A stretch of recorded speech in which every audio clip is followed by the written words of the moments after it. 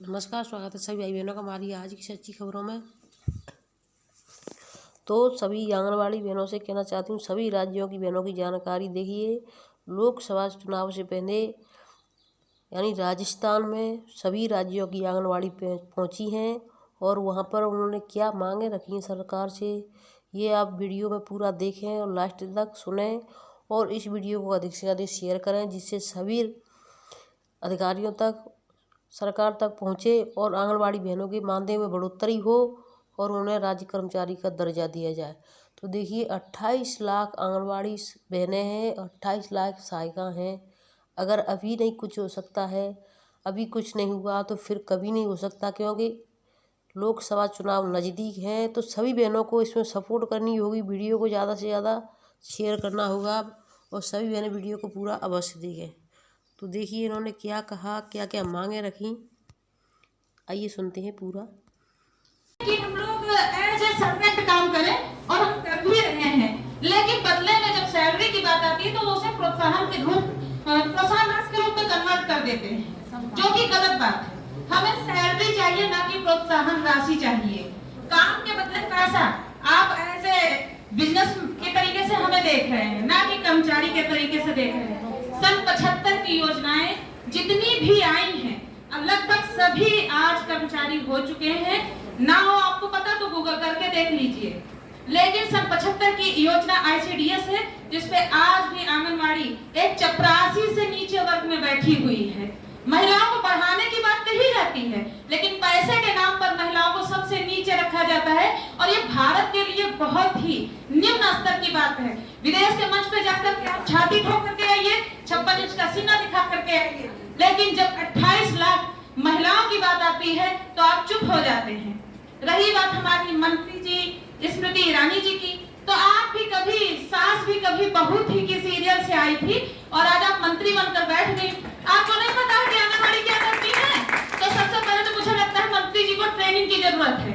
उन्हें पता होना चाहिए कि आंगनबाड़ी करती क्या है। और मैं अपने प्रधानमंत्री से, जो भी भावी प्रधानमंत्री होंगे, मैं उनसे अनुरोध करूंगी कि आगे से कोई ऐसा मंत्री बनाए जो आंगनबाड़ी के वर्ग को जानता हो सके तो हमारी आंगनबाड़ी बहनों में से किसी को चुने और मंत्री बनाए, क्योंकि वो जानती है कि जमीनी स्तर पर कार्य क्या कर रही है। इसलिए अनुरोध करूंगी और आने वाली सरकारें जो भी हैं, मैं कहती हूँ 28 लाख मैं हूँ, 4 मेरे परिवार के सदस्य जो वोट के रूप में कार्य करते हैं।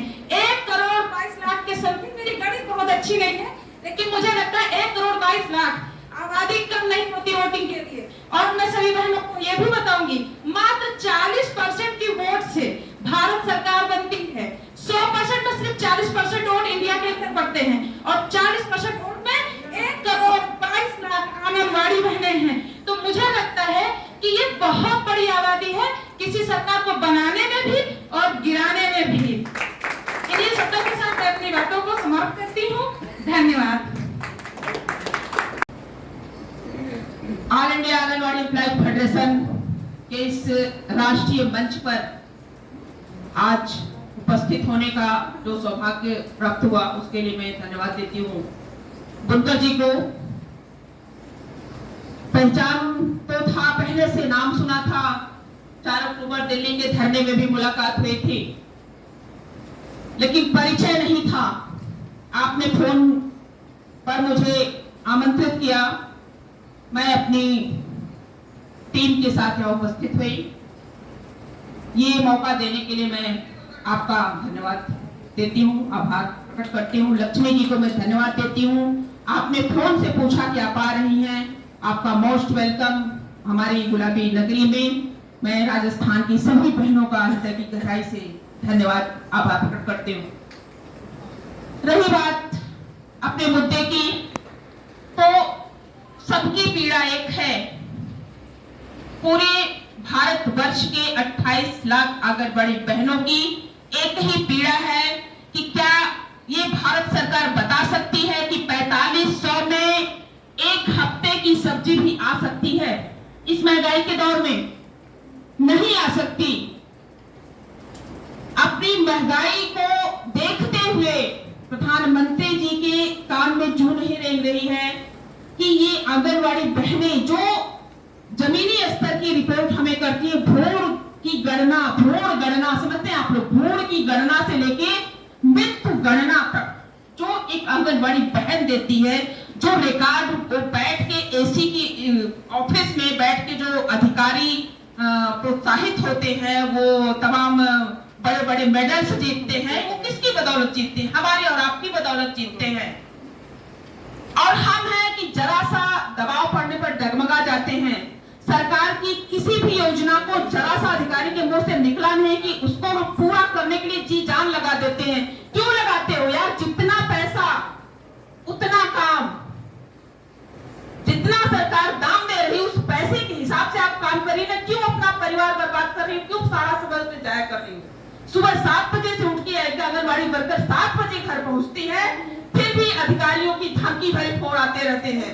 कितनी बहनें तो डर के मारे नौकरी छोड़ दी, कितने डिप्रेशन में चली गई, कितनी बहनें भागते दौड़ते जाती, उनका एक्सीडेंट हो जाता है। इतना हिम्मत देने के बावजूद उनके अंदर के डर जो है खत्म नहीं हो रहे हैं। क्या कारण? उनके अंदर हम कितना जोश भरे, वो जब तक खुद खड़ी नहीं होंगी, सक्षम नहीं होंगी, स्वयं से निर्णय नहीं लेंगी, कुछ नहीं होने वाला है। चुनावी मुद्दा है, बहुत अच्छा मौका है, सरकार को हम धूल चटा सकते हैं अगर हम एकजुट होकर 28 लाख, मतलब 28 लाख परिवार, और 28 लाख परिवार में 2-4 बहुत ज्वाइंट फैमिली, बहुत सारे लोग हैं।